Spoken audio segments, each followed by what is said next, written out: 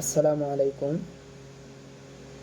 উত্তরপ্রদেশের বিজনোর এলাকায় টিটু পাল নামের এক হিন্দু ছেলে এক মুসলিম মেয়েকে প্রেমের ফাঁদে ফেলে।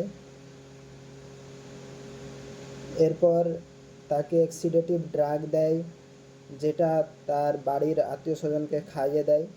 তারপর সেই বাড়ির সোনা গয়না এবং টাকা পয়সা নিয়ে মেয়েকে নিয়ে পালিয়ে যায়।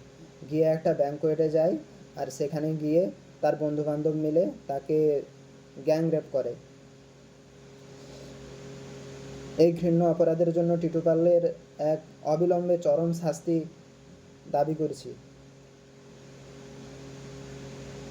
আর সেই মেয়ের বাবা সৌদি আরবে থাকে কর্মসূত্রে।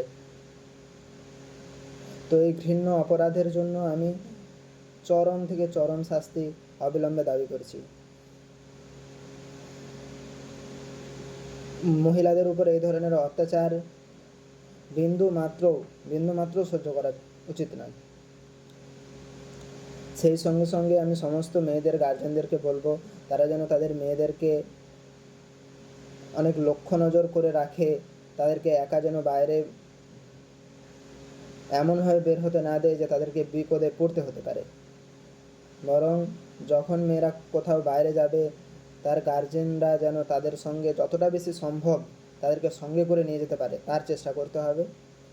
আর এই ধর্ষণের শাস্তি খুব কঠিন থেকে কঠিনতম হওয়া উচিত। যেমন কোনো মেয়েকে যদি মৃত্যুর ভয় দেখিয়ে ধর্ষণ করা হয়, তার সঙ্গে সঙ্গে ফাঁসি বা মৃত্যুদণ্ড কার্যকর করা দরকার। এই যে ঘটনাটা ঘটল উত্তরপ্রদেশে মেয়েটার সঙ্গে, তো অপরাধীরা তাকে হত্যা পর্যন্তও করতে পারত।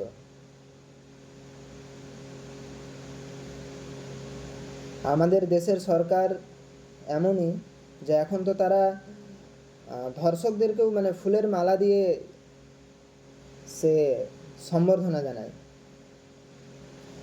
তো এর বিরুদ্ধে আমাদেরকে দেশের জনগণকে কঠোর ব্যবস্থা নিতে হবে। আর তার সঙ্গে সঙ্গে আমি বলবো যে মেয়েরা যেন তাদের পোশাক আচার আচরণে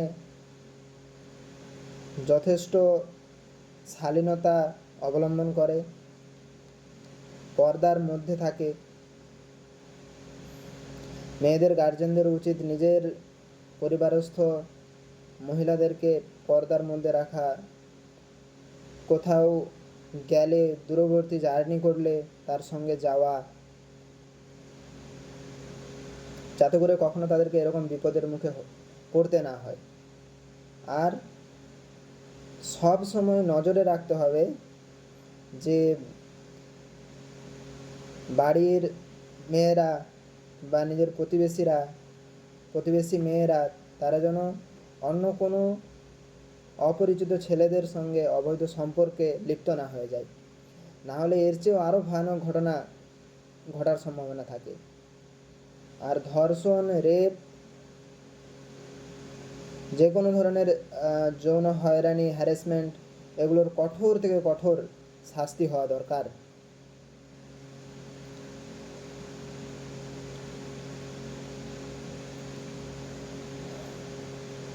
এবং এক্ষেত্রে মেয়েটার বয়স 18 বছরেরও কম, আর টিটু পালের বয়স 18 বছরের বেশি।